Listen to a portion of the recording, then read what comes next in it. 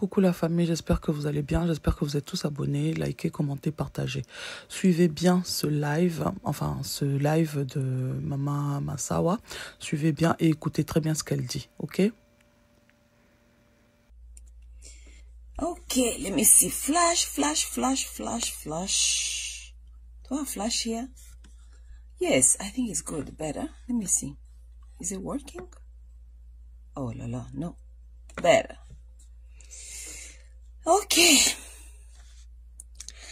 Bonsoir, peuple congomani. C'est moi, Dada Massawa. Ok? Ok. Ça fait combien de temps, Nazawa, t'es dans cette vidéo?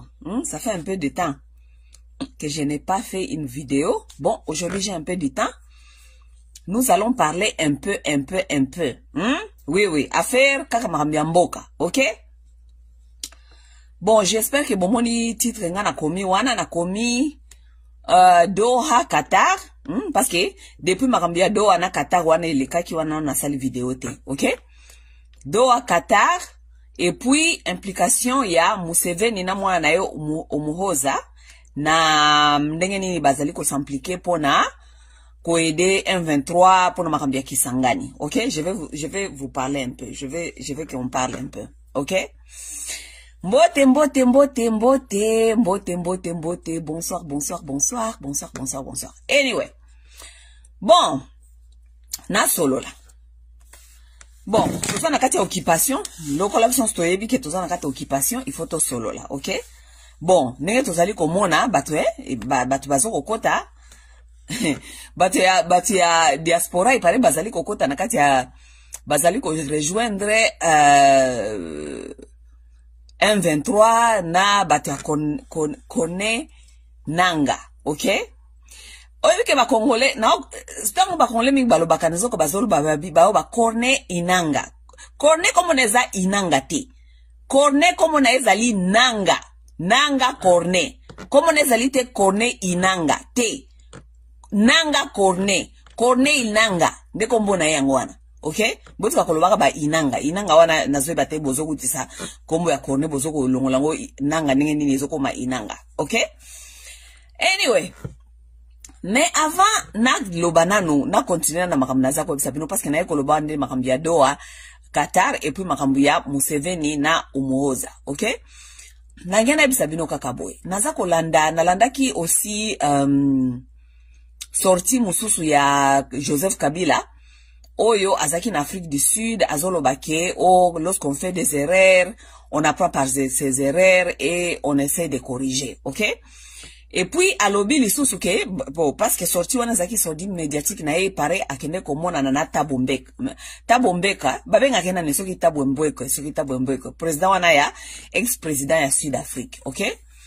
Et là, on a ngena tout na bakabiliste eza boye parce que na moni bakabiliste boye penda moi moto na kati ya Facebook boye ke bakabiliste boza na chance parce que naza na conflit na ba Tshisekediste boza vraiment na chance parce que soki nazaki na conflit na ba Tshisekediste te de bino nyoso na si na tie bino par terre donc na si na laver bino ko bolinge bo regretter pour ngase na bina laver batu bolinge bo regretter boza na chance parce que naza na conflit pe na batu ya Tshisekedi poso na bina banda ko laver batakabila et comme lokola nazali ko aider bata Tshisekedi pona ko laver bino alors que na linko pesa te bata Tshisekedi beki ou bien na linko pesa bango te makasi bakanisa ke ngai na eko bundisa bino pona bango te ngala bundisa ka mutu te pona mutu c'est na ya ko laver bakabili so bien na eko laver Kabila ezate pona aider Tshisekedi. Je n'ai rien à foutre avec Tshisekedi parce que Tshisekedi c'est un problème pour moi parce que je suis aussi en train de combattre le Tshisekedi.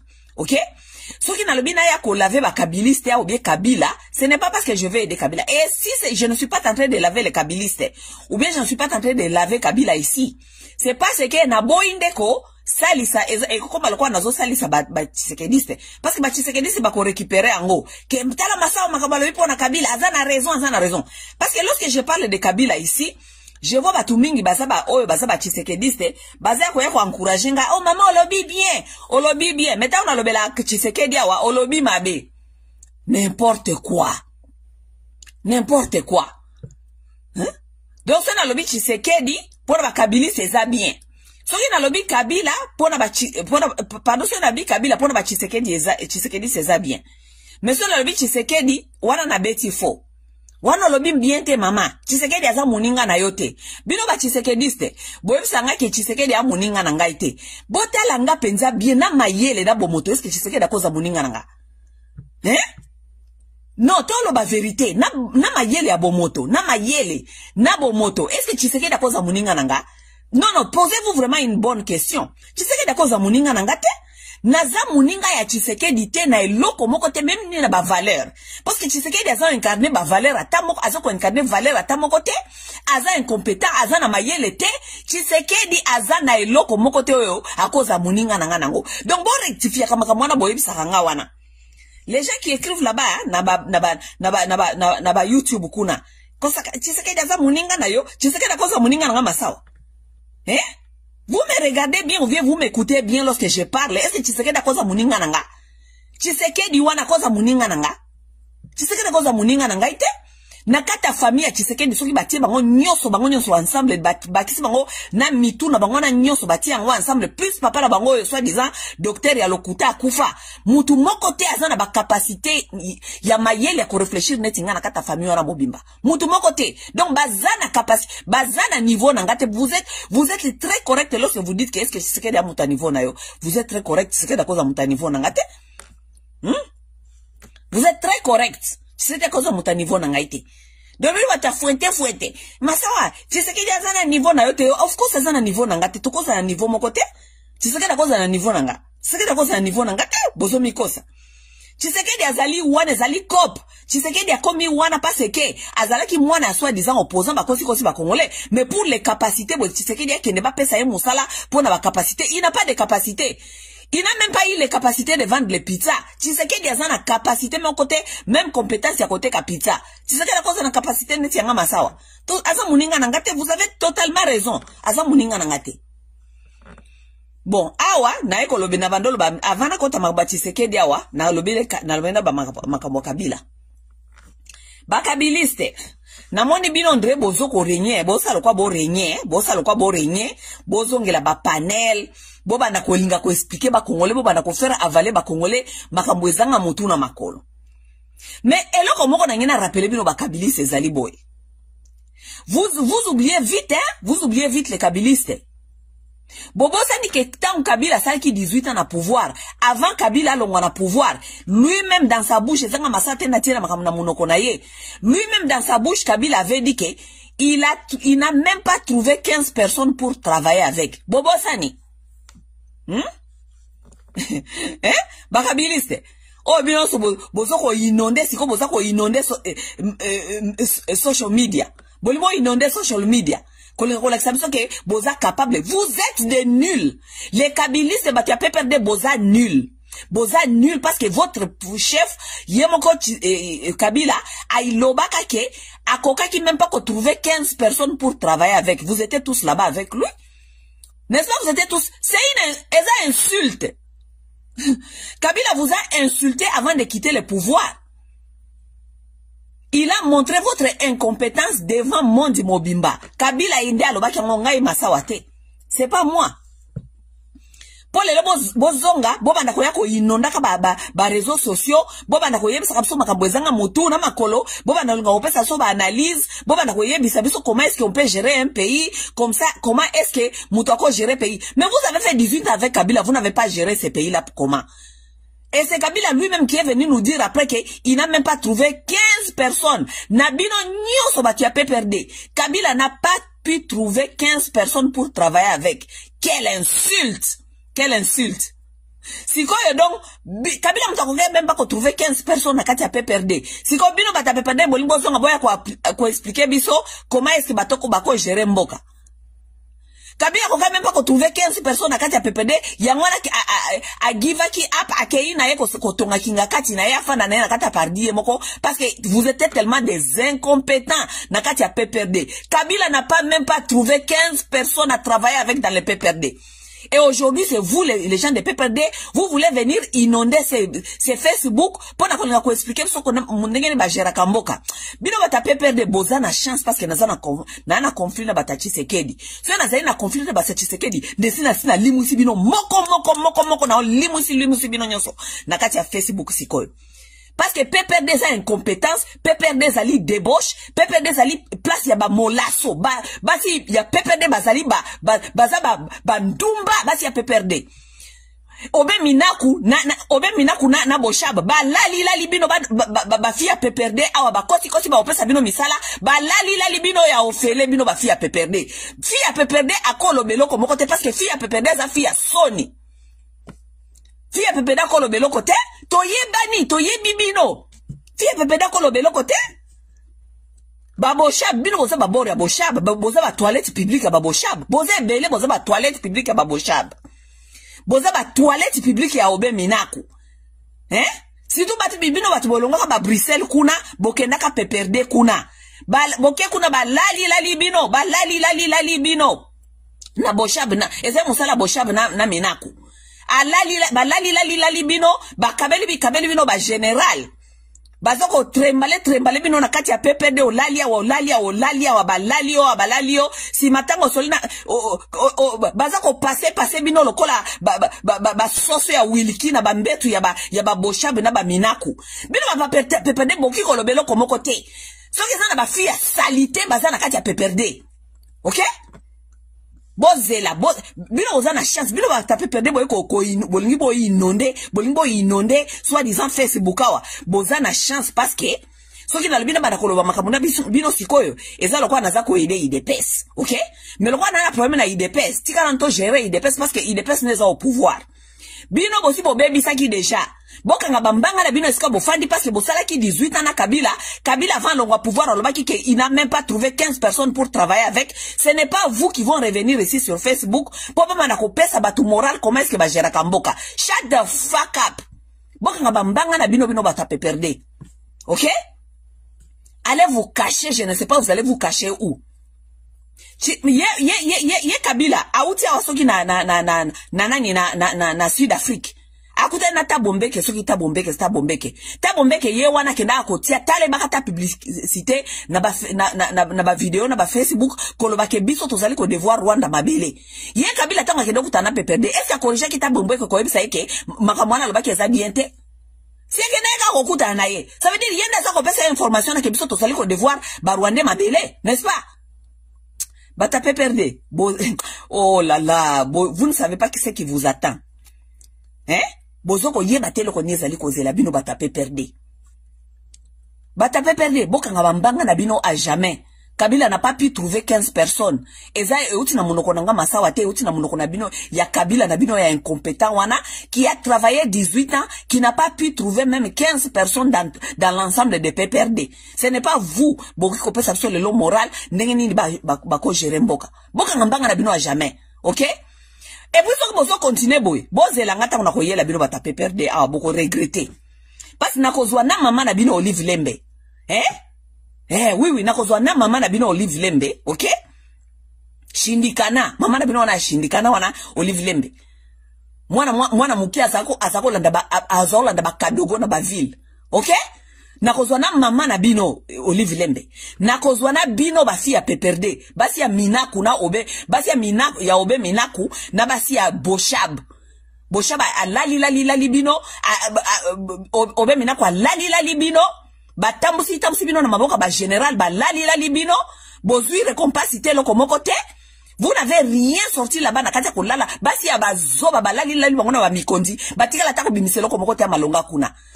Soit disant ba kene musala PPRD ba lali bango kuna baninga babando lala bangona tango na ba epoka ba Mobutu babando bimisa mapangu mais bino ba lali bino ata velo apamba bobimisité bazoba bizengi ba fille ya PPRD bizengi lokola mama na bango mama Olive moi si asako landa ka ba nani ba kadogo na ville ba kadogo tango bakota ki ya musée si Olive asako landa ba kadogo na ville nenge nakuta na Joseph Kabila si on landa ba kadogo ba fille moko ba promiscuous bafimoko bazanga mituna makolo simana ya kozongela siko bamibali na bino wana bapeperde wana bamibali ya chana na bamibali bazanga valer bamibali kaka ya koyemba ka jalelo koyembela ka peperde jalelo koyembela peperde jalelo dans tous ces hommes là que Kabila avait reçu lorsqu'il a fait ses 18 ans Kabila lui-même dans sa bouche a dit qu'il n'a pas même pas pu trouver 15 Congolais pour travailler avec.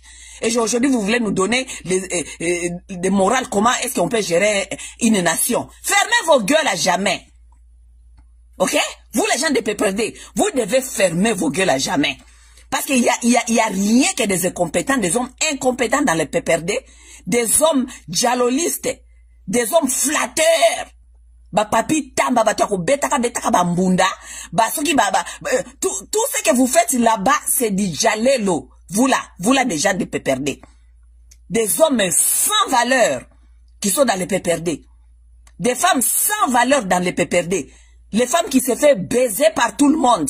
Par des Obé Minakou, surtout Obé Minakou et Bochab, qui ont baisé toutes les filles de PPRD. Bafia ba hotel, bafia kolandaka ba mikondi na se ba hotel. Bazela kakuna ba matsaka bango ba lala bango lokola ba soso ya wiki. Na mama la bango yemoko Olive Lembe mwasi ya Bakadogo. Boka bambanga na bino a jamais na nko mona suba tapiperde parce que vous allez m'énerver. Hein. Je vais venir ici commencer à vous mettre sur qu'aux hommes ça bino na ba chemin na bino. OK? Bon, je ne suis pas ici là pour cela aujourd'hui. C'est seulement parce que vous les gens de PPRD vous commencez à m'énerver. Oui, bokombe na ko pesa ngakanda soki naza ko mona bino on dirait ba bossa ni makambino ba PPRD bosaela batu bolinko zonga awa kolinga ko lakisa biso ko kolinga pesa so ba moral n'importe quoi. PPRD des incompétents, des immoraux. OK? Bon, anyway, Kabila, toi, tu es allé là-bas voir Tabumbeke. Ce qui Tabumbeke. Est-ce qu'on corrige Tabumbeke qu'on y est que Makamwana sort le baquet, bisoto sort devoir Barwande Mabele? Est-ce que c'est faux? Tu as corrigé Tabumbeke. Tu n'as pas corrigé Tabumbeke, n'est-ce pas? Parce que c'est toi qui es allé lui vendre l'histoire que nous devons les terres aux Rwandais, n'est-ce pas? Donc Kabila, si je reviens encore ici pour toi, Kabila, si je reviens encore ici pour toi, Orosambwa, yo surtout yo. Yo Kabila yo mutu amato imangongi yo. Lorsque je reviens encore ici pour toi, tu veux Oromona. Parce que na mon lokwa tokomi ko pesa ope moi accès moi et belé na internet Kadogo. Kadogo avec na babout. Bon anyway, je reviens sur mon sujet. Sujet nangezaki à Doha, Qatar et puis Museveni na Umuhoza nengeni bazali ko linga ko salisa soi-disant M23 bayokani po bakota kisangani. D'abord, je vais partir sur l'histoire de Qatar. Tola Muki Kagame na comment ça s'appelle? Na Tshisekedi bangwana bazana Qatar, OK? Bon, namoni ba analyse abatebele, beaucoup de gens ont fait des analyses sur cela, mais moi je vais vous expliquer moi ce que j'ai compris, OK? Boyebi ke Qatar azali mutu azali ko investir na kati ya or. OK? Or ya Congo. Voilà. Or eutaka na Congo, mais or wana barafina Congo na Rwanda et puis na Congo. Na Bukavu, je crois c'est dans le sud Kivu que bazali na raffinerie ya or et puis au Rwanda. Vous avez vu que raffinerie à Rwanda o ezoko sala or bauti ko pesa ngo ba sanction. OK, ça veut dire que quelque part ça ne donne pas bien, n'est-ce pas? Qatar mutu azaki déjà ko investir mbongo na ye na kati ya Rwanda parce que n'oubliez pas que Qatar nde azali ko tonga aéroport wana soki ya Kamembe, n'est-ce pas? C'est Qatar qui est en train de construire là-bas, OK? Donc Qatar est investir mbongo na ye na kati ya Rwanda. Qatar azali comment ça s'appelle?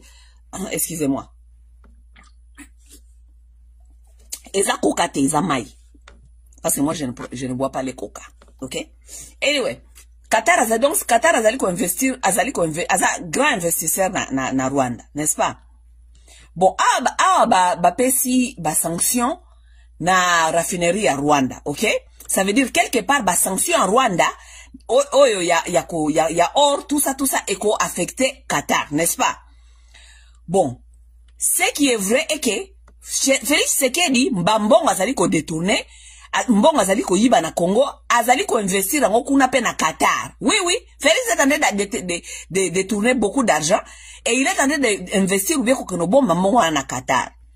Donc quelque part Qatar azako tia mbongo na kati ya azako financer Rwanda, mais quelque part de l'autre côté Félix lui investit son argent à Qatar, OK? Alors Qatar azalo comme le patron na bango. Na sens nini? Qatar amoni ba investissement na ye et commis en Rwanda na Congo, ça veut dire Kagame na Félix bazali ko tia ba investissement na ye en danger. Ce qu'il a fait, il a appelé les deux personnes. Pour na kolinga koyeba qu'est-ce qui se passe parce que ye aza investisseur.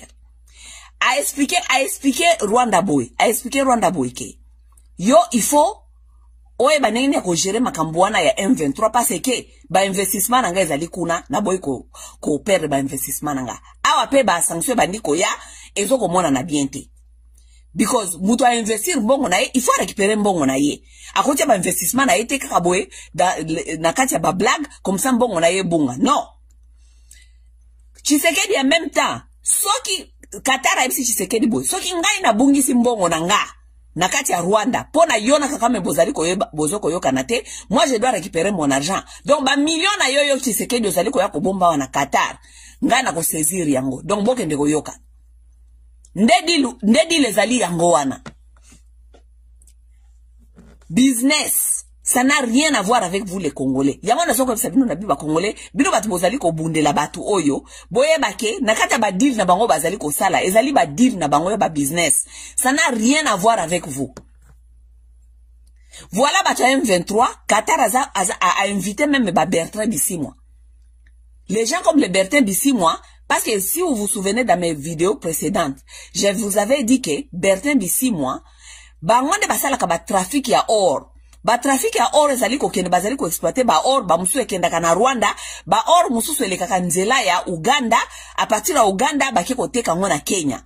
Batu bazali na fil wana kote ya Uganda na comment ça s'appelle? Et Kenya, ezali groupe ba Bertrand Bisimwa na ba Makenga.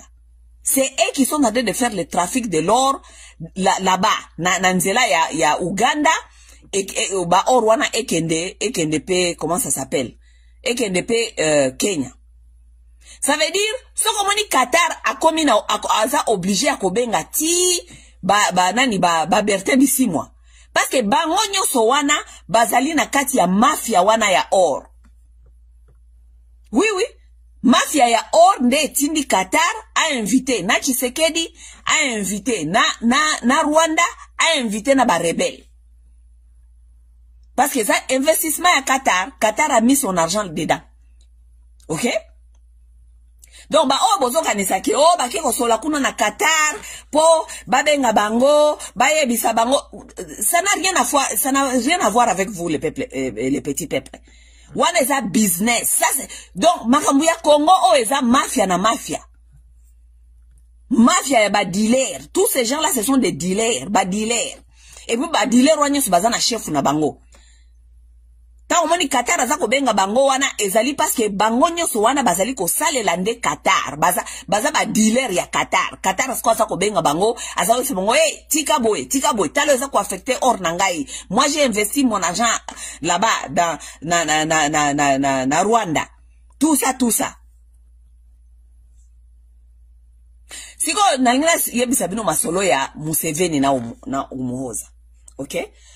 Museveni na Umuhoza bangwana bazolinga ko aider M23 soit disant basali ko yokana ba aider M23 po M23 ko takisangani. Je vais vous dire quelque chose. Bon moi na kati ba deal o ya musée asalaka liboso na Afdel, soki na Afdel, OK? Ba deal ya liboso ta musée Kabila salaki na Rwanda avant.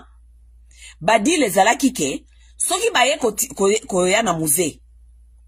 Bako comme ça musée na Kinshasa musée azwa bokondi, mais musée akopesi bango contrôle ya este. Na contrôle ya este wana ndenge bayokanaka, lokola bien sûr bobi ke ezaki Rwanda na Uganda.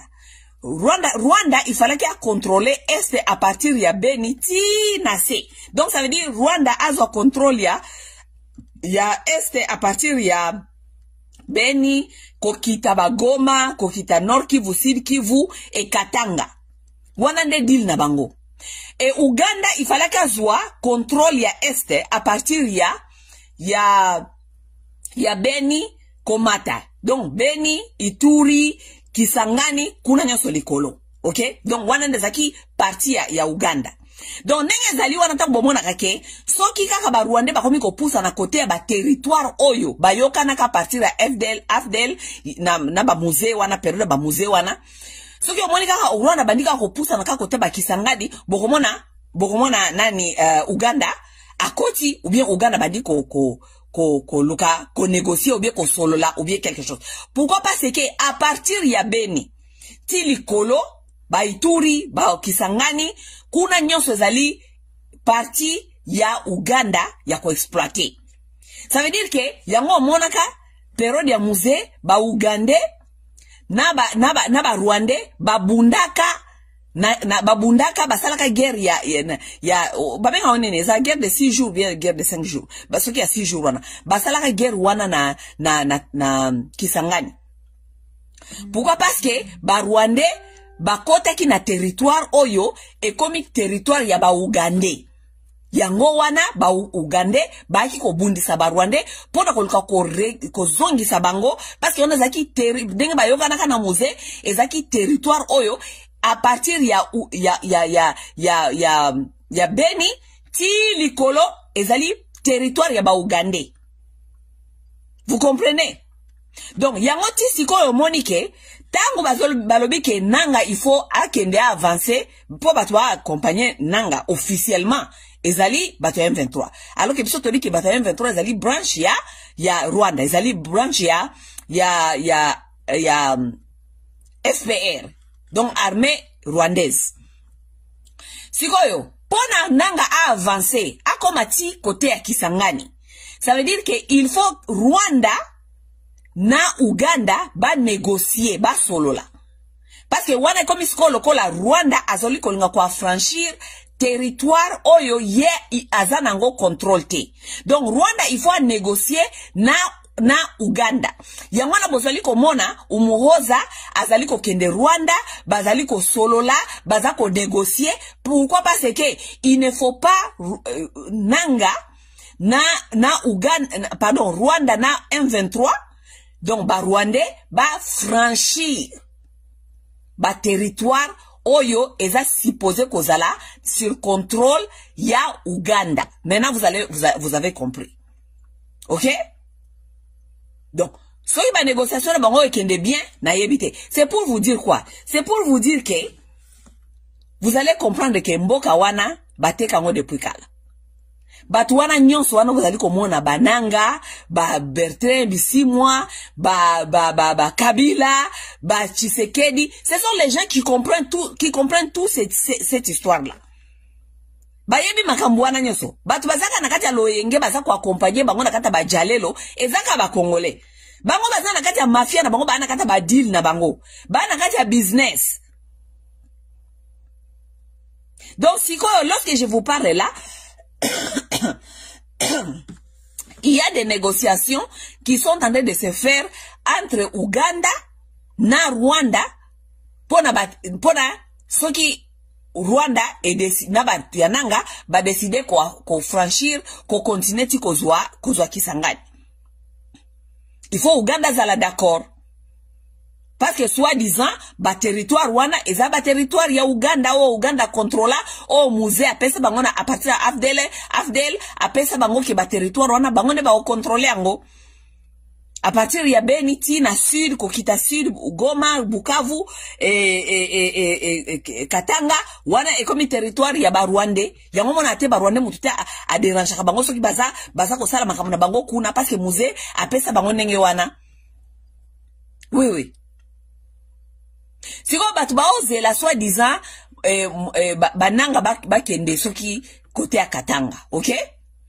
Côté ya Katanga wana ezako kale. eza kokale pourquoi parce que à partir ya ba Fizi, à partir ya ba Uvira kuna eza kokale parce que kuna nani ba rebelle ya wazalendo en tout cas eza moins difficile ba rebelle ya wazalendo penza kuna kote kuna eza bo pikili kuna eza bo pikili ezali likambia ko bo pesi mbwa boy. Et en plus de cela côté ba Uvira côté ba Fizi kuna je ne pense pas que ekozala facile. Pourquoi? Parce que armée burundaise ezali pe wana ekoko linga tepe ba Rwanda basaka na kote wana. Parce que soki ba Rwanda bazosaka na kote wana mingi elinko lakisa ke Burundi pe azali exposé. Ça veut dire que Burundi pe azali kotia moi ba effort moi ebele côté kuna armée rwandaise et franchir te. Donc ezala moins difficile koleka ba parti wana. Au moins que na ebite ba koleksa rébellion ba koleksa ba rebelle ya M23 côté nini na ebite. Mais je vais vous dire ce qui est en train de se préparer. Ce qui est en train de se faire préparer c'est quoi? Parce que Bobo sanate ke Joseph Kabila azali patron ya nanga. Joseph Kabila nde patron ya AFC. Ah, nanga batie wana kaka parce que ceux qui vont comprendre que Joseph n'est patron à AFC eko reverser ça peut perdre. Donc fallait batia nanga wana et bimako on dirait nanga zelo ko mususu AFC zelo ko mususu et bako sa ba congolais si mabomoni ba ta perdre ba bimiawa ba bandi ko sala ba makelele belé tout ça. Donc vous connaissez l'histoire. Donc lokola Kabila nde azali chef ya nanga. Sikoyo ce qui est en train de se préparer c'est quoi?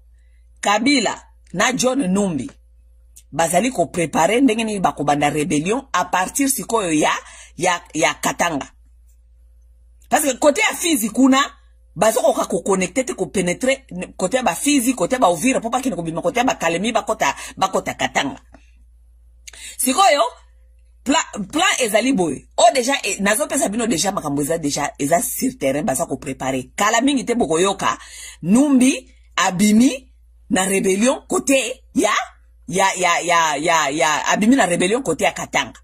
Donc eza koma branch wana ya bakabila na bananga koma deux têtes efungwami nanga aza côté kuna ya likolo aza kokulinga kokota côté ya bakisangani tango ba okota côté ya Kisangani nanga se préparer bozela bota kaba filmo soki kaka bakoki kokota côté ya Kisangani ba franchir ba koti Kisangani nanga ko se proclamer président à partir ya nani à partir ya Kisangani. En même temps ba kofungola tête mususu ya rébellion et banda à partir ya Katanga. À partir de Katanga baza ko fungola rébellion et ko banda John Numbi parce que nenge zali wana Kabila za ko recruter bazali ko former déjà baza ko former batu mususu à partir na sebino ki Kabila za ko ta ba Sud Afrique à partir de ba Sud Afrique Zambie ba Zimbabwe tout ça ba Katanga mingi ba lekela ka ba côté wana pona okende na côté ya ba Sud Afrique. Zoé Kabila po Zoé pa kima deja mboka Zoé pa akoma réfugié. Zoé na Kabila bazali ko former ba Katange na batu mususu ba banda rébellion à partir ya kuna côté AC ba ya komata nango nanani na bakota Katanga. Kala mingi te boko yoka nazo ebisa bino bofungola matoi kala mingi te boko yoka rébellion asike botami kote kuna ya Katanga John Numbi abimisi kote ya Katanga kuna rébellion wana siko makuna na John Numbi na ba Kabila à partir ya kote kuna ya Katanga nde boko yoka sikoyo John Numbi azui Katanga. Oui John Numbi azui Katanga boko yoka John Numbi azui ba de Kasai. Oui bakozwa de Kasai nazo ebisa bino c'est ce qui est en train de se planifier bakozwa Katanga bazui de Kasai parce que na Kasai kuna eloko ezate résistance ezate donc kuna bakozwa Kasai pona ko tia penza ba Kasayen donc mbeli na motema kolakisa bango ke sikoyo toye penza pe résistance pe kozalate to kolakisa bino ke toye. Oui bakozwa Katanga c'est ce qui est en train de se planifier. Ils vont prendre Katanga avec deuxième tête ya rébellion na bango bakozwa Katanga bazui les deux Kasai bazui na Bandundu. Oui bakozwa Katanga bakozwa de Kasai Bazuna Bandundu. C'est ce qui est en train de se planifier avec Kabila et John Numbi, na bananga. Comme ça, Kabila yena Numbi, bako kanga côté siko ya sud. Côté ya sud-est, bakangi wana nyonso, ok?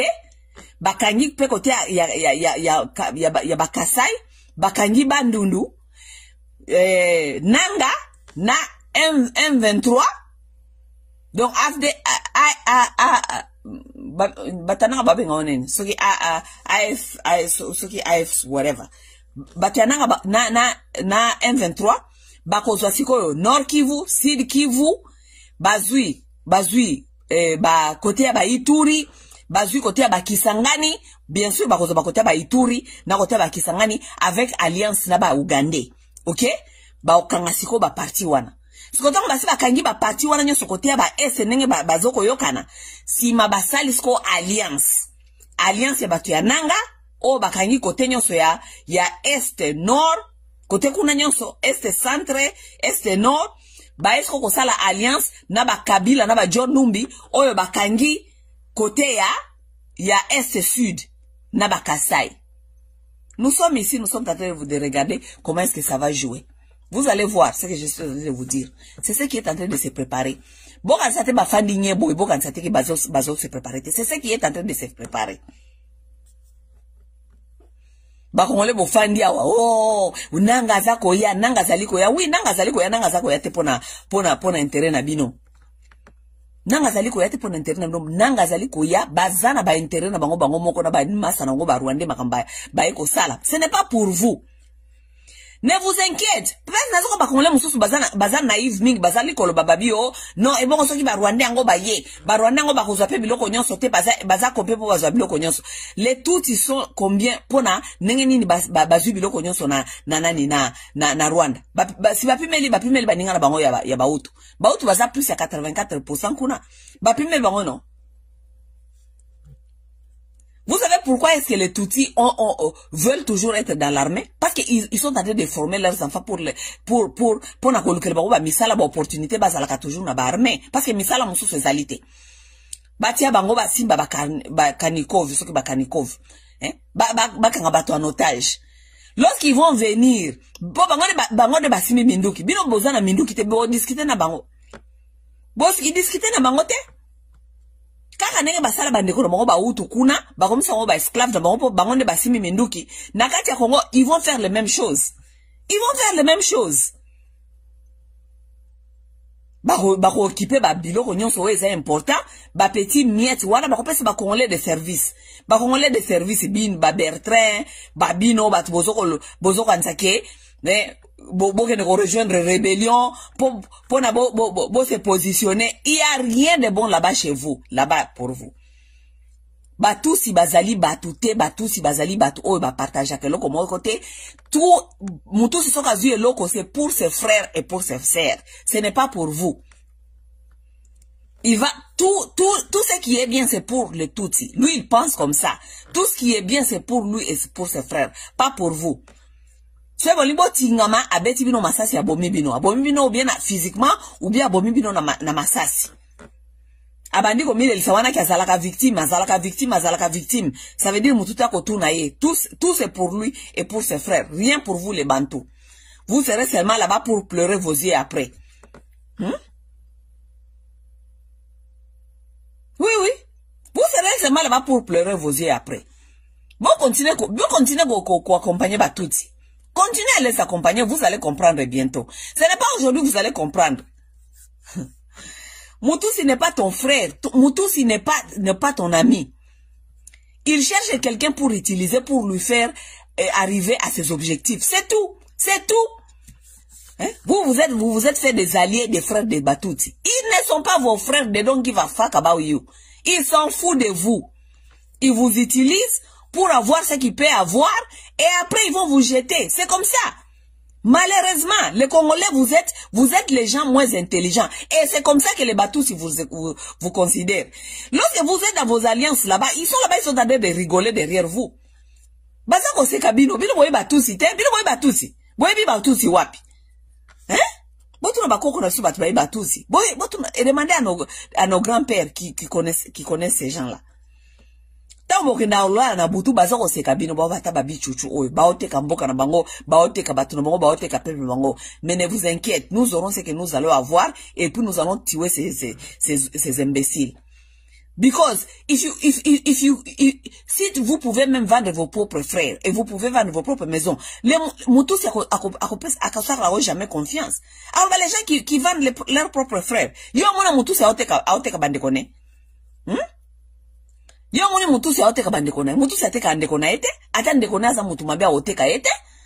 Bosko tanganda ya wana akosa biso kaza Congolais ayena plus de 1800 soda ba yebe ba fandi ba koti na Congo pe ba fandi pe ba bandi kokonza ba koti ti na armée yo ka batuti wana ba yeko bisa biso ba bina biso ke oh non ba Bosko baza ba Congolais te baza ba Rwandais oyo ka mutu sa yebisa yo bongo si ba tusi wana nyoso bazaki wana ba yeba kike ba Bosko ba uta Rwanda si ba yeba kengo esi boyo ka ki ba yeko yebisa bino ba yeko kopanza secret bandeko bango batikala jamais opanza secret bandeko bango parce que Moutousi azalaka jamais atiaka jamais ndeko na ye libanda mais bino ba Congolais non seulement boteka bandeko na bino boteka timboka likola ba intérêt égoïste yo réalise Moutousi akopesa confiance parce que azali ko utiliser yo okomisa e place yo lingi okanisa opesa confiance tango okomisa eska okomisa e akoboma yo parce que tu es quelqu'un qui est ça s'appelle useless. You are useless.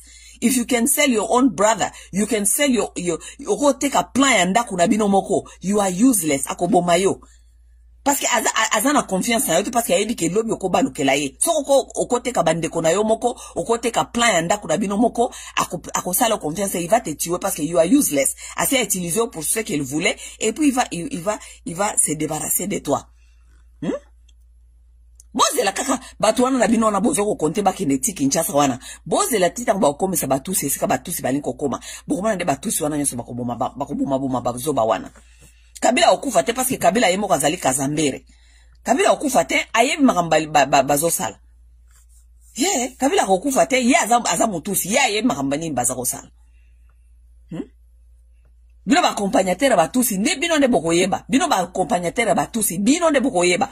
Bino ba accompagnateur batusi na bisa bino na différence entre ba accompagnateur ya batusi o bauti na este. OK?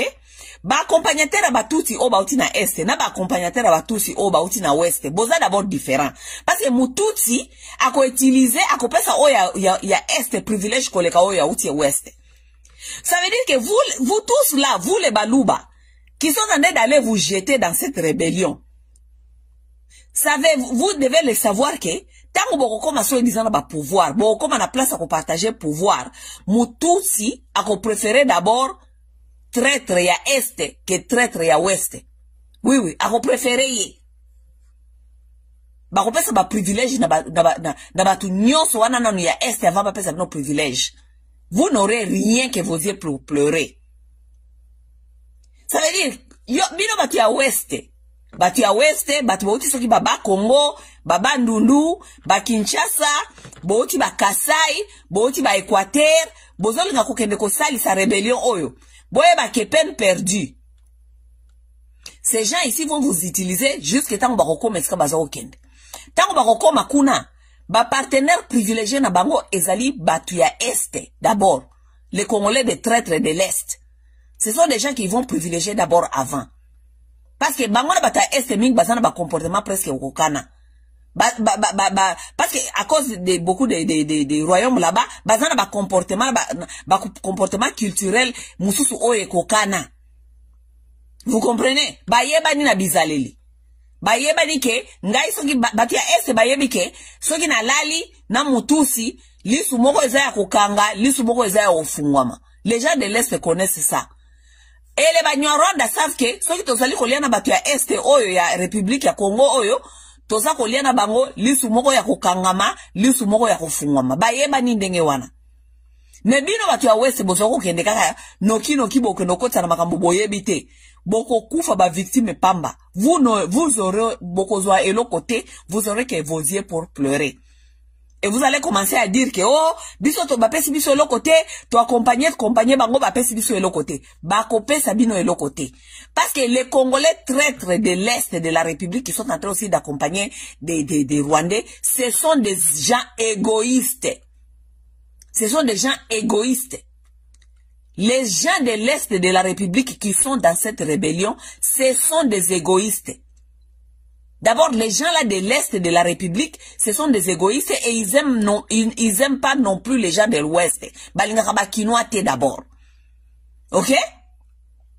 Donc, bino bakino batu bosoko no miko tsakuna na baluba, na batu ya bandundu, batu ya ba Congo, batu ya Equateur. Bosoko no miko tsana kati ya makambuana. Boko no miko tsana makamboye bite. Because by the end of the day, you have nothing but your eyes to cry. Parce que, tango boko koma kuna na Barwandais, ce sont les gens qui, Barwandais, Batouti, bazana mentalité à diviser pour mieux régner. Bako koti sanakati na bino conflit, bino batu ya Bakongolais d'abord, bino moko entre bino moko, bobanda d'abord ko bunda, parce que bako koti sa conflit entre bino batu à Ouest na batu à Est.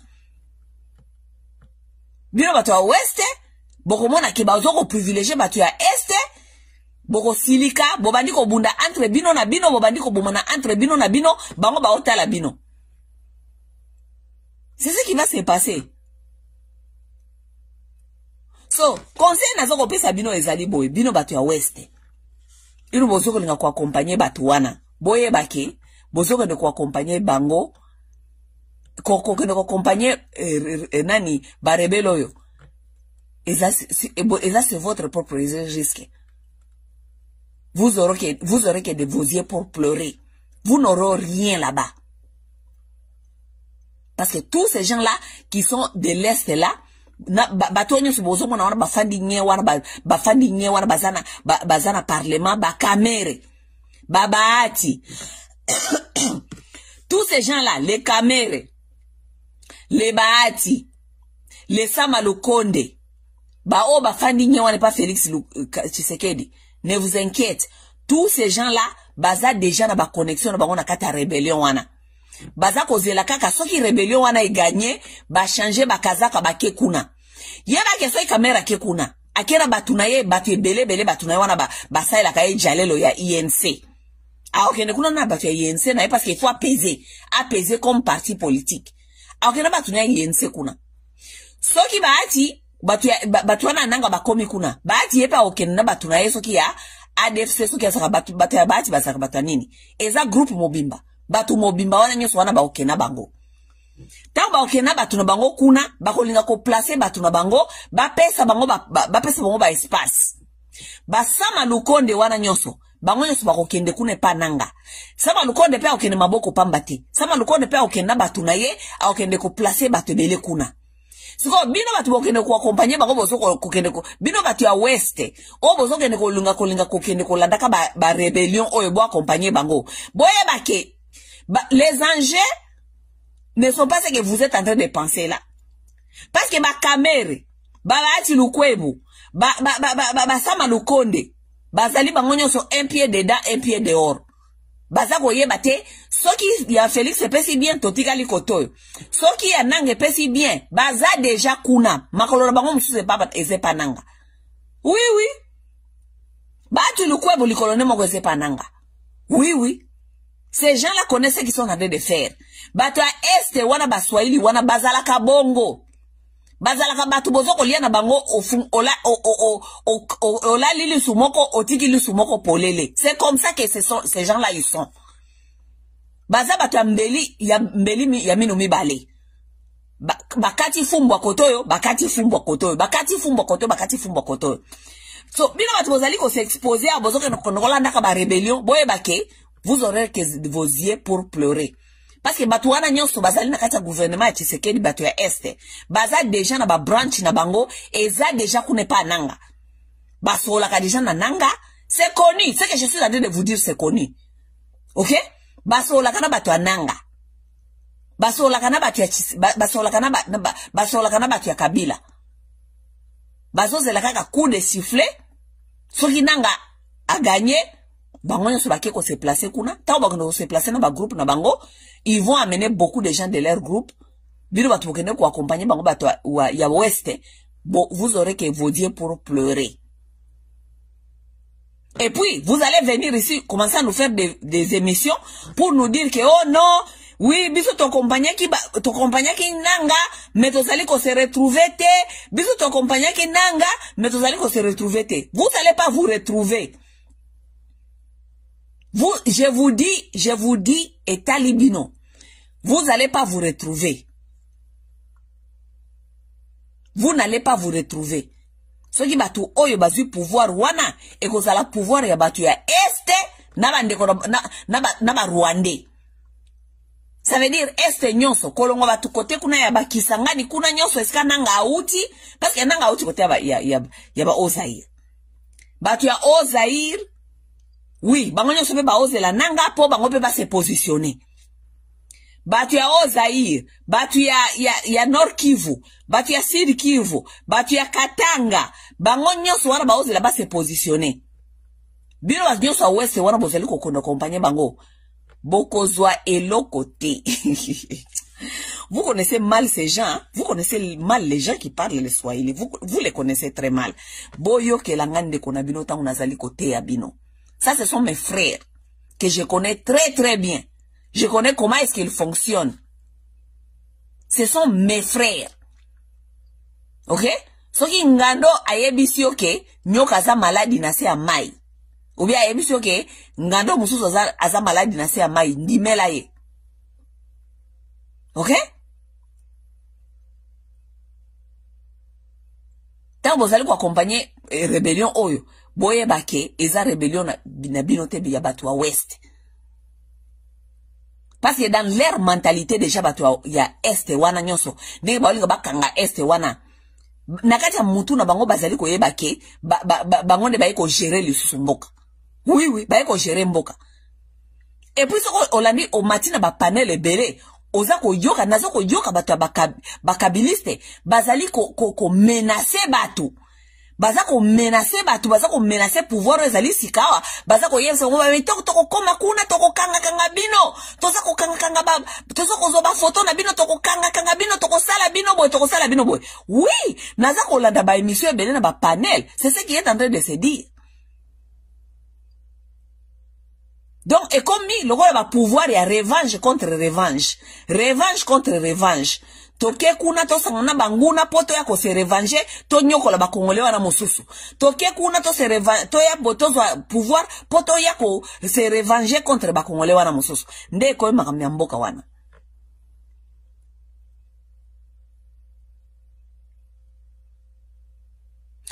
Et en plus de ça, ngana lo babouye. De toute façon, na yebite ngene rébellion zali ko kende to kende kaka. Mais si vous me demandez bien, moi si vous me demandez ce que senga opinion nanga ezali ke. Non, au fait, moi je ne peux pas naoki ko encourager rébellion te outi Rwanda na Uganda. Non. Naoki jamais ko encourager rébellion outi Rwanda na Uganda. Na qui encourager rébellion outi je ne sais pas quelque part d'autre o ba congolais ba s'organiser ba outi peut-être côté ba Zambie ba outi côté ba ya ba Centrafrique ba congolais ba s'organiser ki bango moko ba outi peut-être ce qui na lobina est de la République peut-être ba outi Burundi. OK, ba outi Burundi. Oui. Mais rébellion o outi Rwanda na Uganda na oki jamais ko encourager yango. Jamais. Jamais n'a qui encourager rébellion au Rwanda na Uganda. Non, jamais. Mais je ne suis pas contre rébellion oyo, ba Congolais ba monike, pas ces na mboka, pouvoir wana ezali ko nyoko la batu, biso toke rébellion parce que rébellion, ezali forme ya article 64. Oui, Congolais nyonso azana devoir parce que article 64 dit que Congolais azala na devoir ya ko kende même ko sala rébellion. Oui, ya ko trouver ba moyen nyonso. Pona aya ko bimisa ba o bazana kati ya ba eko nyoko la ba Congolais. Ça veut dire que droit à rébellion, droit à mindu qui pesa constitutionnel. Oui, c'est constitutionnel. Seulement oya bananga nazali ko encourager ngote parce que bayende na Rwanda, bayepe na Uganda. Tandis que ngai na yebi agenda ya Rwanda na Uganda ezani. Oui. Agenda ya Rwanda na Uganda biso nyoso toyebi yango. N'est-ce pas? Pourquoi connaît inanga na batu na yeba kena ki Burundi te? Pourquoi ba kena Bujumbura te?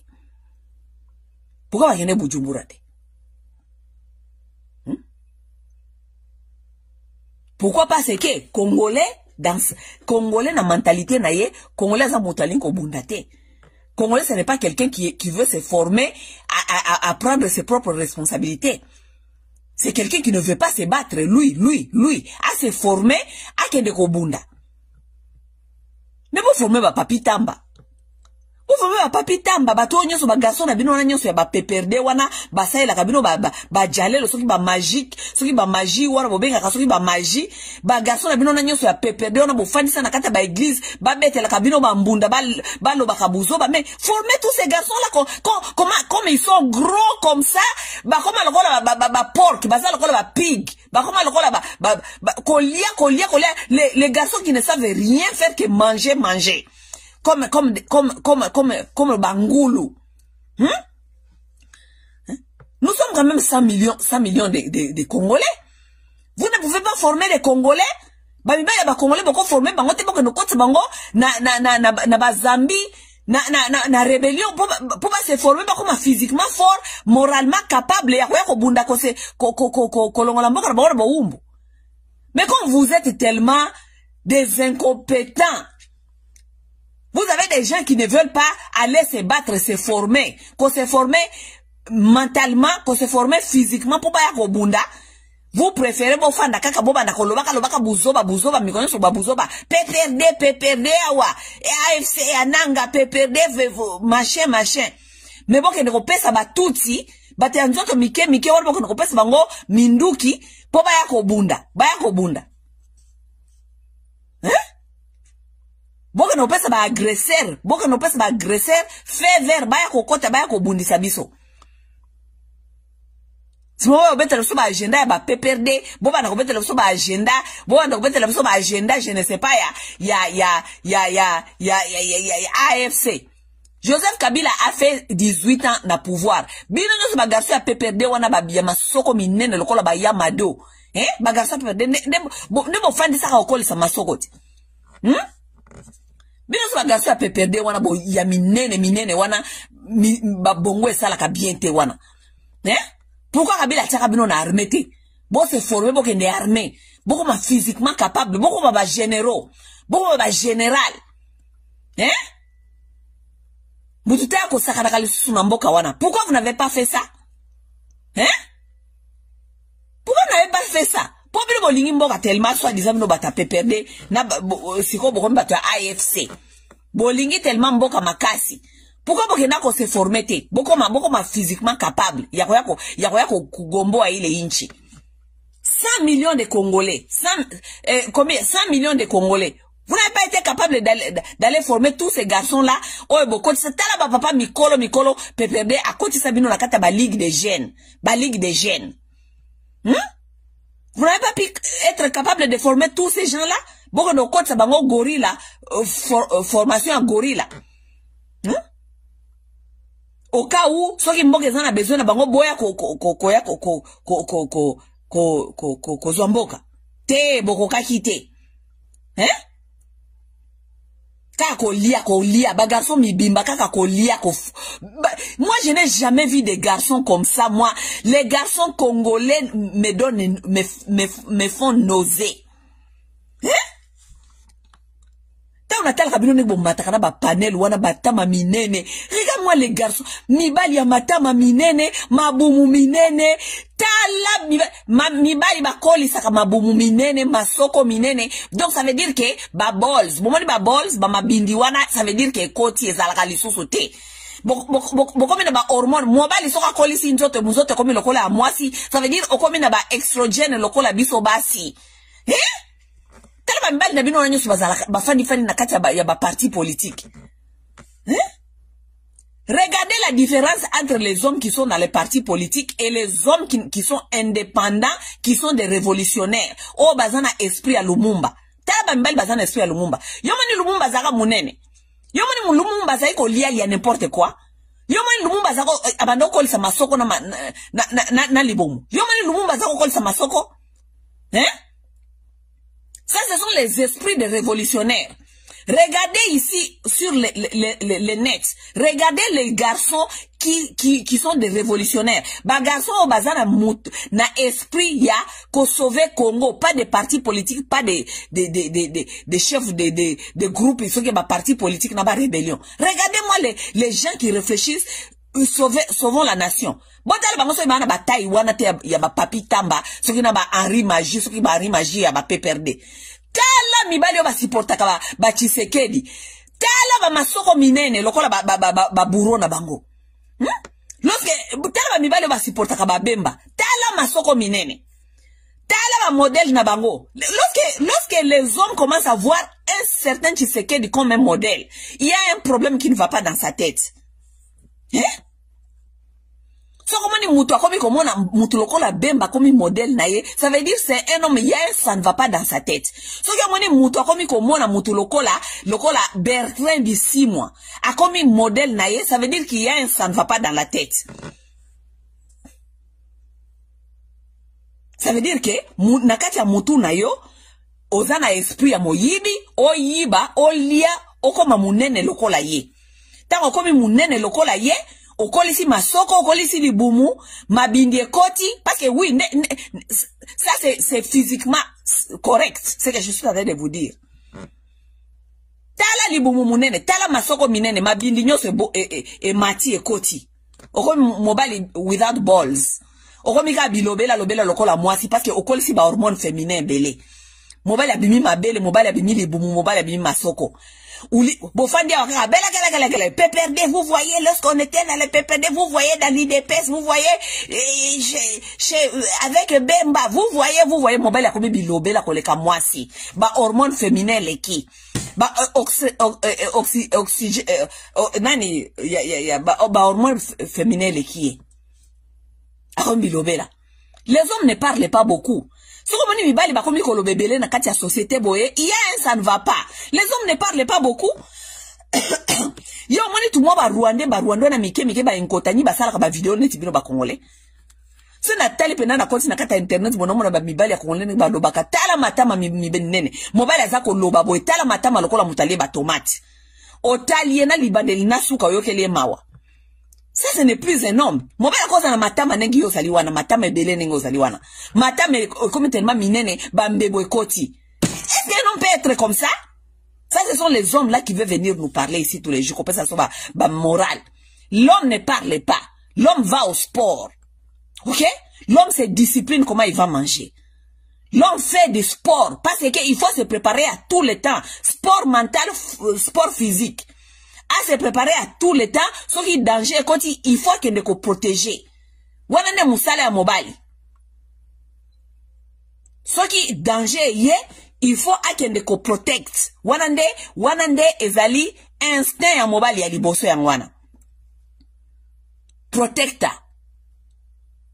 Ça veut dire, si vous allez protecta instinct ya liboso ezali que tu dois être prêt à tout moment. Tout moment, ça veut dire physiquement, mentalement, émotionnellement, psychologiquement, tu dois être préparé. Vous, dans vos orchestres là, il y a PPRD, naba tu ba jalelo oh ya Tshisekedi, ba prépara kabinote physiquement, mentalement, émotionnellement, psychologiquement, boy ba ningini ya ko protéger mboka, ba fanisa no na ba orchestre wana, bobe ta ba mbunda, si ma ba pesi bino ba mabende ya mike boke ko lia ba ngulu. Bambongo ba pesa kabino kuna nakati, vous n'êtes même pas capable yako somba misuni ya malonga ata beef. You can't even buy fucking beef. You have to buy makoso, pork. Boba ndako lia ba mibali, boba ndako lia lokola ba ngulu, boba ndako lia ba pork, bo vimi sa mamasoko na ba matama na mabumuana, bo tsela biso ba makelele, ere ya kobunda bokuka kobunda te, tumo ba inkotani wana nzoto mike, oyo basala ka video te, bazala mabumu ya minene te, boka ndako luaka bango nde baya kosimbela kabino maminduki. Kalaka ba mibali bazanga tina, mibali ya chanana. Et vous allez venir ici commencer à nous c'est la comme ça ba mato et collecter la comme ça batana ba vidéo na ba analyse sanga mituna makolo. Yo moni ba inkotani ba osala ba analyse, ba inkotani ba zakuna basimi minduki libosote. Qu'est-ce qui vous a manqué bino bato ba PPRD na bato ya ba Tshisekedi na bato ba Bemba bino bako no sala gorilla. eloko ni emankaki bino parce que Kabila za na mbongo non Kabila za na mbongo eloko ni emankaki bino ke ndokota bino na bagorila bino batu ya pepe do bo tondisa ba mabumu na masoko elo ni etina ezanga Kabila ko ndokota bino na kata pepe parce que vous êtes des hommes incapables, vous n'êtes pas capables de vous battre. Vous êtes capables de vous battre à former bino nini à former bino te parce que vous êtes incapable, vous êtes incompétent. Mutu lokola nanga ko bunda te nanga ke kuna ko soba inkotanyi ba ko bundela ye nanga za capable ko kima te tala bangono ngana so bakangi ba photo yena ba berre na ba soki ba magloire paluku na ba tuwana yo tala bangono so baza out of shape minene lokola ba hippopotame Nambali bazanga mituna makolo mibali ya chanana. Nga masawa mwasi nazana ba capacité physique koleka bino. Parce que nga nenga nazali na sala ka sport. Na kima kanako kima 2 heures du temps sans stop. Oui, nako kima 2 heures du temps sans stop. Na sala ka kickboxing. Oui, na sala ka kickboxing nengo moninga. Nazana discipline na bonyama. Nako kende 3 jours, 4 jours sans manger pe nazaliao. Oui. Et c'est les gens comme ça qui vont venir ici sur l'internet. Balinga bandako loba wa, ngala bandako yoka ye. Ngana yoka mutulokola nanga ako apprendre ngeloko nini. Awa apprendre nga discipline. Nanga ako apprendre ngeloko nini. Nanga apprendre ngeloko te. Bertrand Bisimwa ako apprendre nga masayo loko nini. Tshisekedi ako apprendre nga masayo loko nini. Batu na bino wana ba pepedor ba fandi ba sakolo baka ba buzo ba mikolo nyoso bako apprendre ngeloko nini. Batu bazali out of shape. So on mona mutu aza na incapacité talana no physique na ye d'abord nga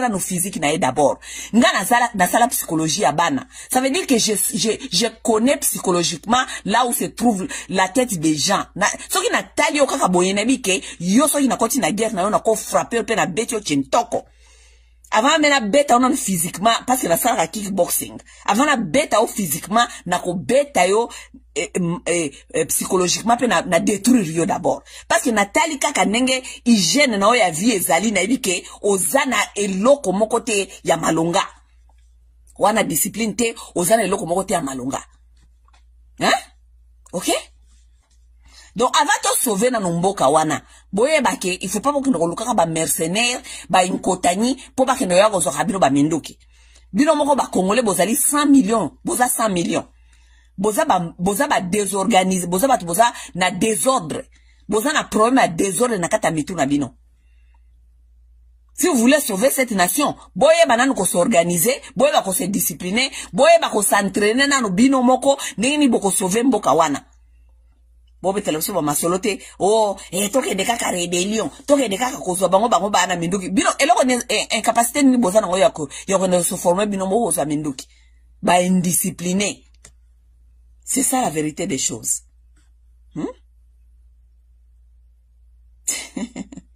Non, on vient à bière. Bamibali ya bière bako badeleso masoninga au sauver Congo. Bako badeleso masoninga au sauver Congo te. Baki obata manasima ba inkotanyi bakanisi Congo ko sala sauver. Yo bangonyo soninga bako ne rejoindre soi-disant rébellion.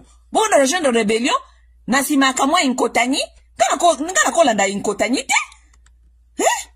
Mayele na discipline ngana nango na kendo kolanda inkotanyi kamwa Rwanda na kendo kolanda kamwa Rwanda kamwa mututsi na kena simana ye jamais na kolanda inkotanyi te. Oui,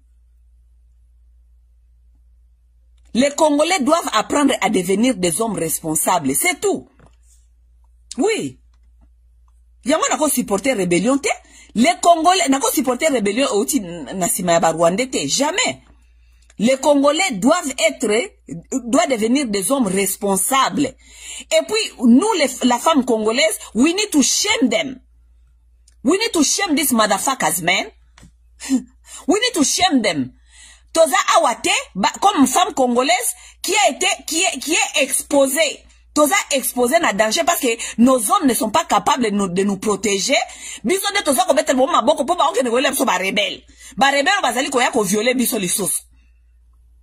tozo ko betela bango maboko o nanga zo ko ya na barua ndenga na ko betela nanga maboko te pona aya na Rwanda eza loko naza na mobali na kati ya ndaku mobali wana za tellement incapable ya ko protéger ngai si ma mobali wana ke ko zwa batu moko boye ba voyou bien ba kuluna ba ya so deza ko protéger nga kuluna nga na fungoli ndaku nga mama ya ndaku na fungoli ndaku nala ba ke ba kuluna ba ko ya ko protéger nga ba ya ka kolala kana ndaku na bana ngai ba na ko ya ko lala ka bana ngai ya basi po papa na bango aza incapable ya ko protéger biso sima nabeta maboko na lobake oui lokola mobali nanga za incapable ya ko protéger nga tozwa kaka bakulu nango baya kaka kolala kawa pose mutu aye kokota en même temps kuluna za ko violer bana na yo en même temps kuluna zali ko sala atrocité na ndako na yo et toi la maman tu continues à frapper les bras pour ton mari pour dire que oh ayela ki bakuluna quand même ba protéger biso et le rôle de ton mari c'est quoi rôle la mobile no ezalité ka aye ba ko protéger yo na famille na bana na yo.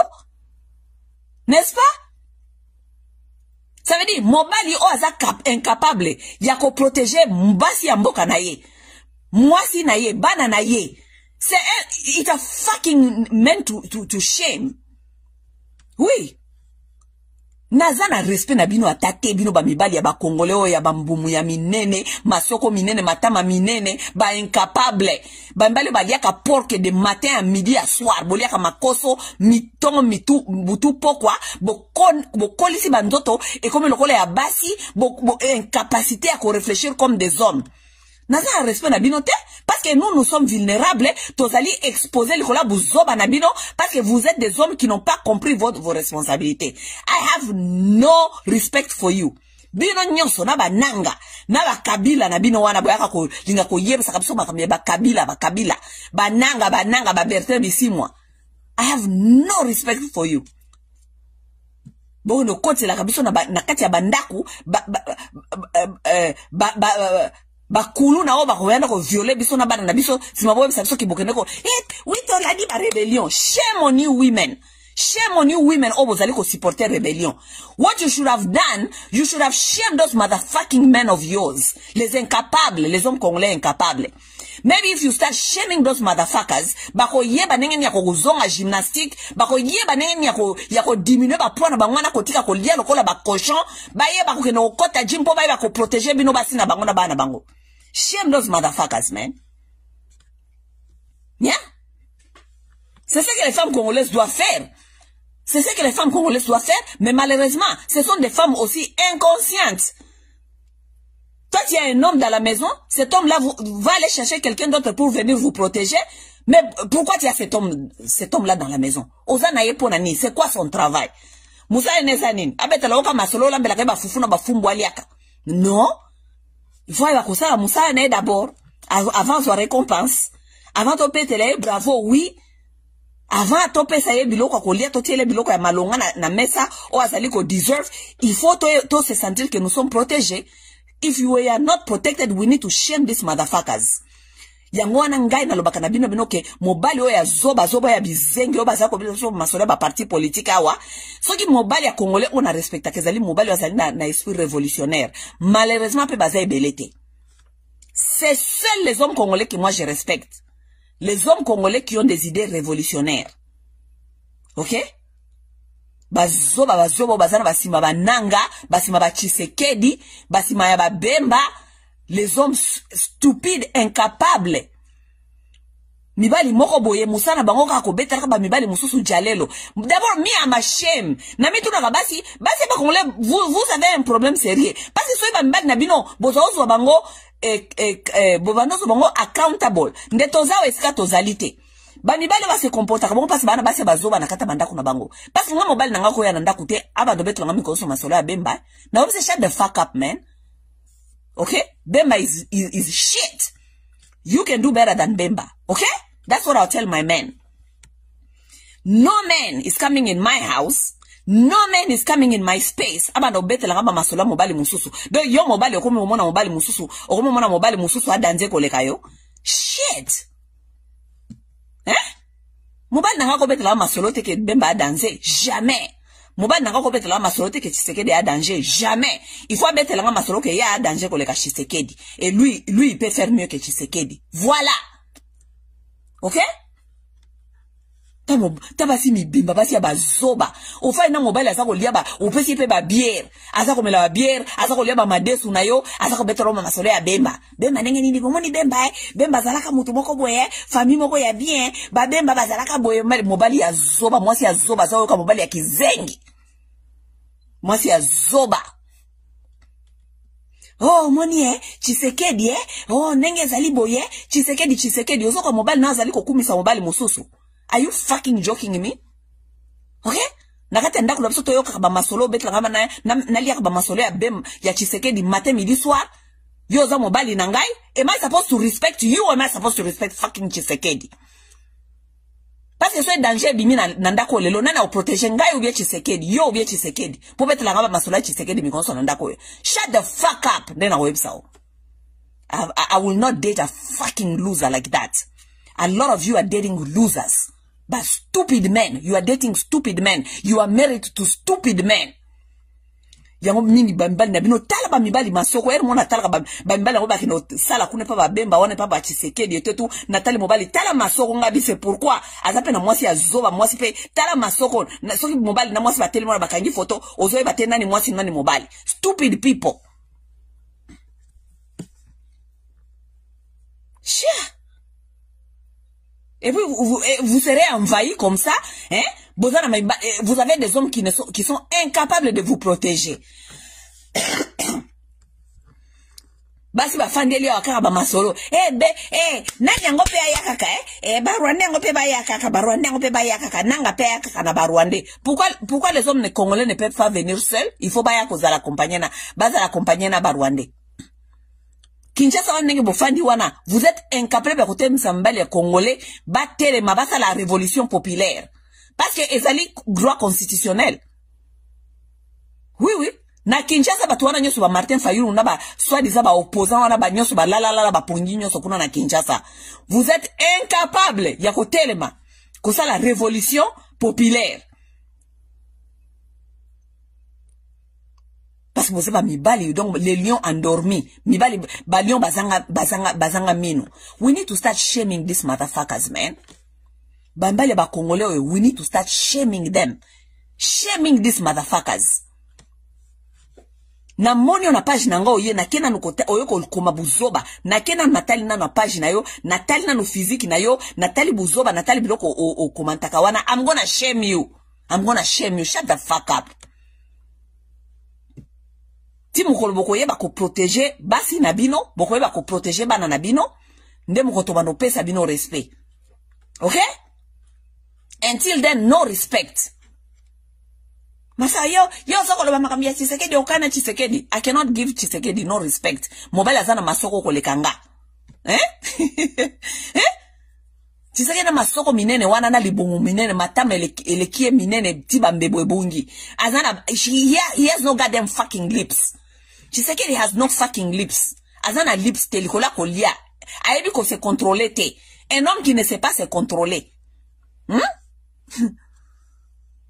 I can't give that motherfucker no respect. Okay? Bambali na bino wana nyoso bakoti na ba vantiro ya ba politique, ba mibali na bino wana nyoso bakoti na ba vantiro ya ba rébellion, soit disant bazana ba pouvoir. Tout ça, I have no respect for those motherfuckers. I have no respect for them. So ki bayaki ko bunda bango moko, so Kabila abando ko former batuna ye wana nyoso ya PPRD wana, bake do kota gorilla. Comme ça lobito mona ba ye ko bunda to boni ba gaso nyoso babande ko yemba ka ba nzembo wana na ba PPRD wana ba ye ba zongi lokola ba soda ba ye na ba uniforme ba temi botali bo mobile lobi oui ba soda ba congolais bango moko ba ye ko ko longola oyo azana batiaki na pouvoir oyo asa ko nyoko la peuple to nyeto ndima tobo ya kwani to nyeto ndima oui mais musala nzoto bolingite. Discipline bolingite. Mentalité bolingo changete. Bilobela kaka mwanza. Boke ne okota sport, boke ne okota ba entraînement, boke ne okota, boke ne kosala ba gorilla, boke ne okota rébellion, boke ne repousser ba Rwandais boyebite. You want motherfucking easy life. Loko ba nanga nenge bazeli ko telma na ba Bertrand Bisimwa tala mabumu na ba Magloire Paluku. Niggas who want shit to be done without making any fucking effort. Hein? Tala mabumu. Tala ma gloire paluku libumu. Est-ce que mouké va pesa bino babubu ba zambarbo bandola takaka? Tala Bertrand libumu. Tala makolo X ba ko quand même kotambola lisusu te. Hein? Eh, over my dead body. Ngama sawa na fanda na betre bambali ningwana maboko. Over my fucking dead body. Over my fucking dead body. Na discipline ngana sana ngo. O bango bazana ngote. Nga mwasi na discipline koleka mibali. Na fanda bona yoka mibali ningwana. Over my fucking body. Over my fucking body, I'm telling you. Bino babasi ba Congolaise. Bo continue ko yoka na ko accompagner ba zoba na bino wana bozali ko accompagner. Bo continue ko accompagner Kabila na bino wana ya kizengi. Bino ba taper perde. Na isi bino ba taper perde. Bino ba taper perde. Soki nazo ko tala bino kaka bonenge bo. Me bo kanisa te peske bilo na otala bino na otolere bino Elo ko iti na otolere bino ba taper perde bozoko ya osala ba video. Ezaka ke eloko moko parce que na boy ko ya ko lobela bino tout le temps po ezala ko nazali ko salisa ba ya Tshisekedi. Mais non, le roi bokomi ko exagérer ba taper perde. Bokomi ko exagérer. Ba taper perde. Bozana moral moko te ko ya ko pesa biso. Kabila n'a pas pu trouver même 15 personnes pour travailler avec lui-même vous a dit avant de quitter le pouvoir. Bozana mayele te bozana eloko moko te Kabila vous a qualifié que vous étiez des incompétents. Bino nyonso. Il n'a pas trouvé 15 personnes pour travailler avec. Ce n'est pas aujourd'hui à recruter 15 personnes. Wana. Kabila a recruté 15 personnes, a recruté Bango, a représenté na mission à l'État que lorsque j'ai quitté, je n'ai pas pu trouver 15 personnes, mais Nassine a trouvé Bango. Assez à retrouver Bango. A retrouvé Bango te? Et là, nous avons besoin de expliquer la sur Internet. Biso va taper perdre, biso va taper perdre, bah tu as débauche. Bah tu as pépé de nyonso. Moi si à Malonga na kati a pépé de azalité, je vous dis. Bah moi si à Malonga na kati a pépé de azalité.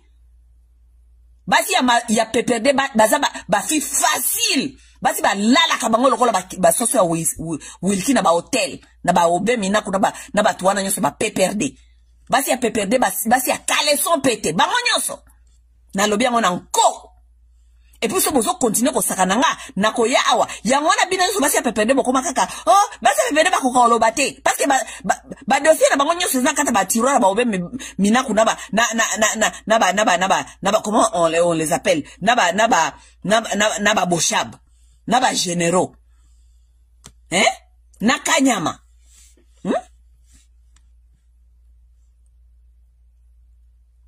ba immoral basi peperde. Ba immoral, immoralité tikuna. PPD ezali machine ya babula. PPD za machine ya babula. Basi ya PPD baza babula. Bambali ya ba PPD baza ba immoral. Bambali ya PPD baza ba immoral. Kabila vous a dit ça avant de quitter le pouvoir. Ce n'est pas moi Massawa qui vous dit. Kabila a Kabino qui a même pas trouvé 15 personnes. Donc PPRD eza na moralité te koyebisa mutu ata eloko moko te loboka ngabambanga na bino parce que nakati ya PPRD mutu ya malonga azate Kabila lobaka ngo avant ye moko alongwa mutu ya malonga azate nakati ya PPRD. OK? Mutu ya malonga azate nakati ya PPRD. Kobanda ye moko na Kabila ti na suka. Kabila a dit ça. Ngaite bino wata PPRD. Ngane la bisi bino ke mutu ya malonga azate na PPRD. Kabila valonga sa bisi bino ke mutu ya malonga azate na PPRD. Ngane na lobi yango 15 personnes ya pamba Kabila kokai kozwa te.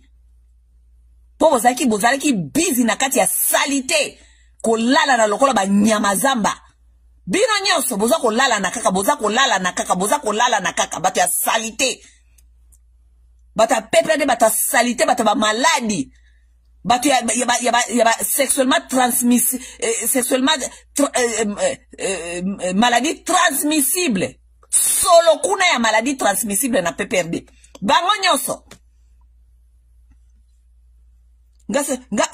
Il faut avoir honte de dire même que vous avez PPRD. Il faut avoir honte même de dire que vous avez PPRD. Il faut avoir honte. bata maladie sexuellement transmissible solo a PPRD kuna nyonso 90% bata PPRD bazala ba maladie sexuellement transmissible salité solo kuna na PPRD bango nyonso yoka bango ne bakufa kaloko bazoba bibembe koto kutra bibembe bango nyonso oh poison te bata ba maladie sexuellement transmissible. Tant Kabila za ko sala bango ba ofa na kata ba hotel baza ko lala na lokola ba nyamazamba bata PPRD binot. Kabila lorsque Kabila a travaillé vous étiez où? Kabila amona ke bino boza ba nyamazamba akoke makabona binote yango akende ko tongana ye akende ko tongana ye nani comment ça s'appelle akende ko tongana ye soki kingakati afanda kuna akoma na ye roi des animaux parce que amona ke bino vomi afanda na ba lion ke ko fanda na bino bata PPRD. Parce que nous bata pepe de boza qui pire que banyamazamba. Pour tout ce que vous êtes en train de faire, c'est coucher entre vous. Bata ba maladie sexuellement transmissible. Bino, bata pepe de. Oh, fulani a kofi, ezaki poison. Oh, fulani a kofi, ezaki poison. Bata ba maladie sexuellement transmissible. Bolibo zonge la biso suku na tete ya mboka lisusu, na bozoba na bino na boya ko infecter mboka bobimba lisusu na ba maladie transmissible na bino wana. Immoral.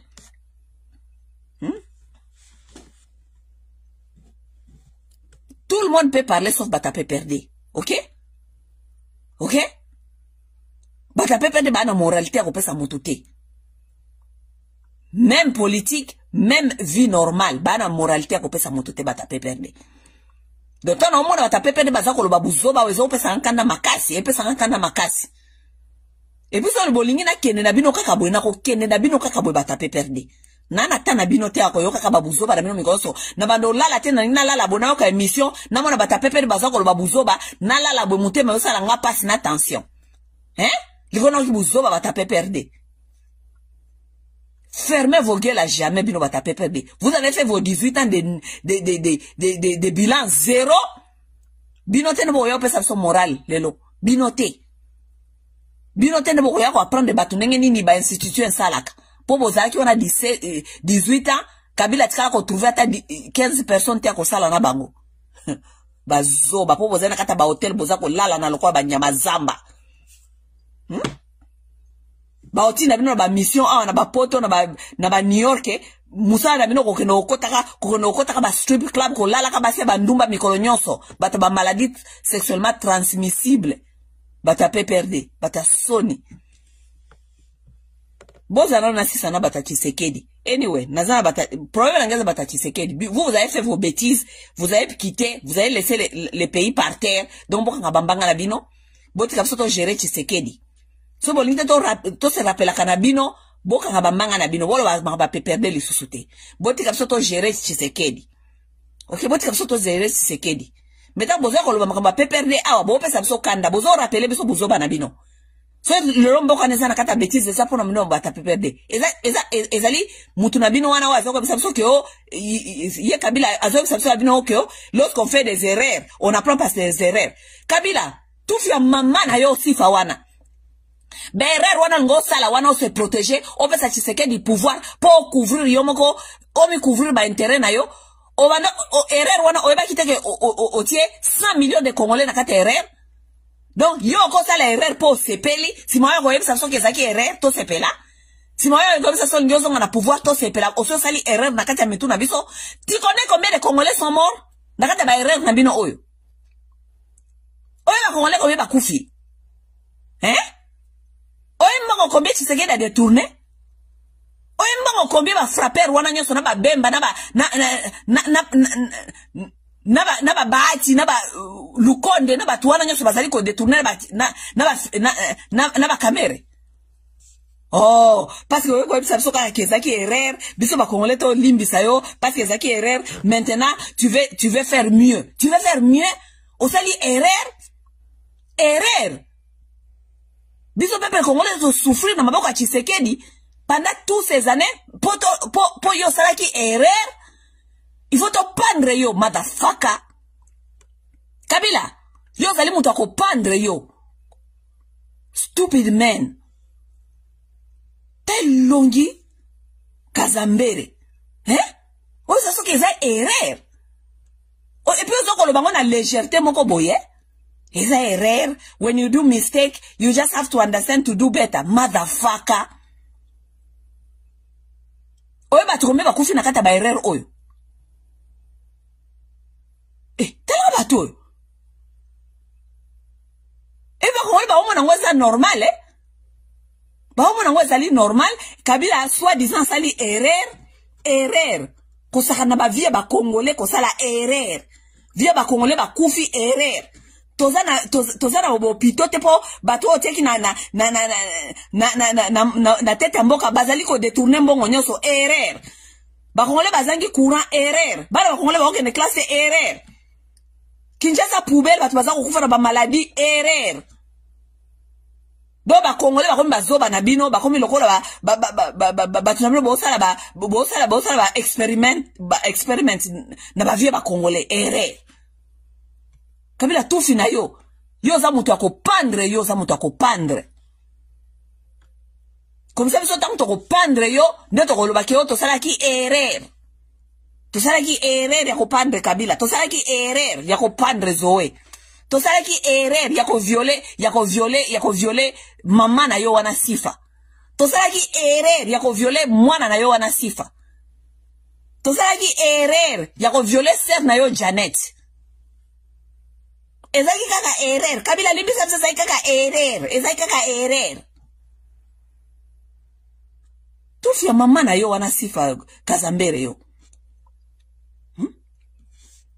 When you make a mistake, you learn by mistake and then you correct it, motherfucker.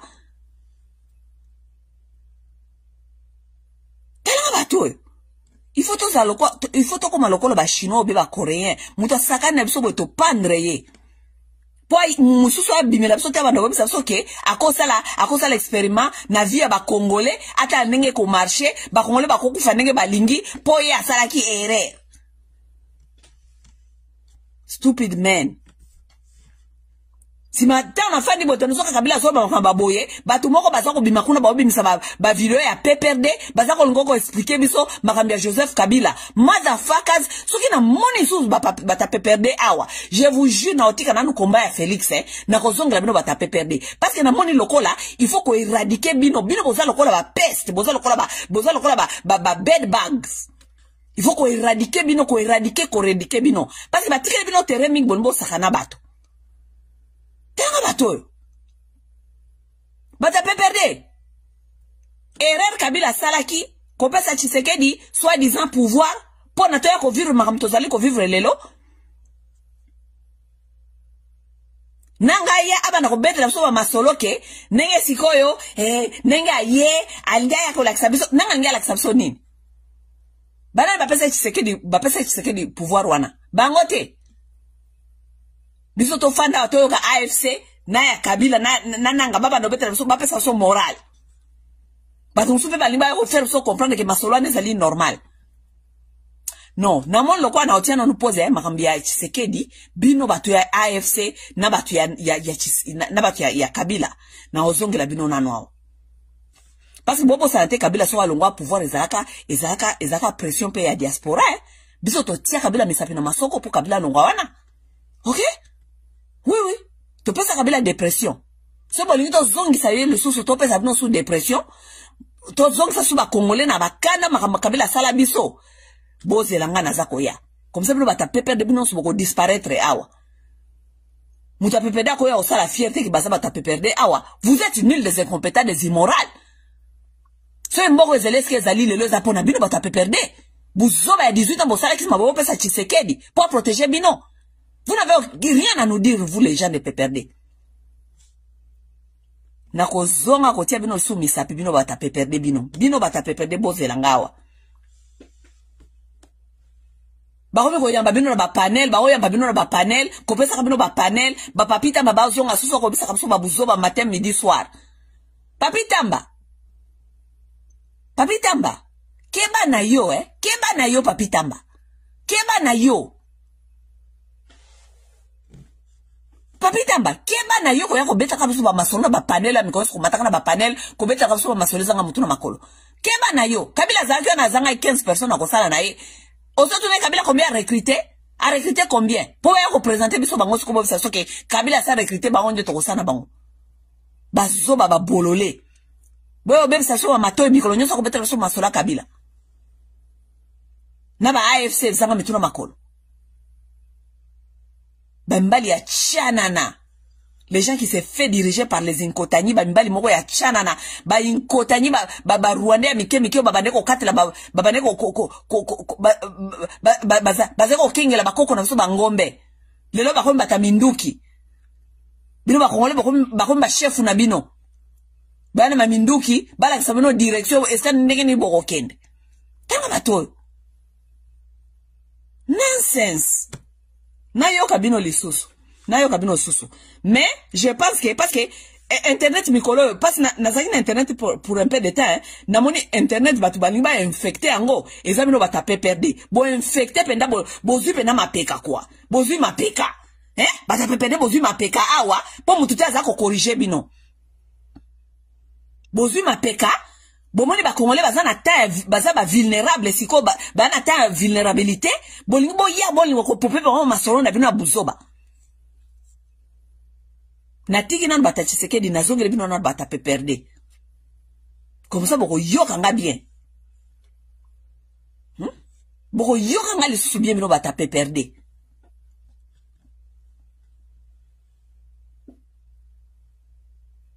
À bon attendeur, salut. OK? Merci d'avoir suivi la vidéo. Likez, commentez, partagez. Ciao, ciao, à la prochaine vidéo.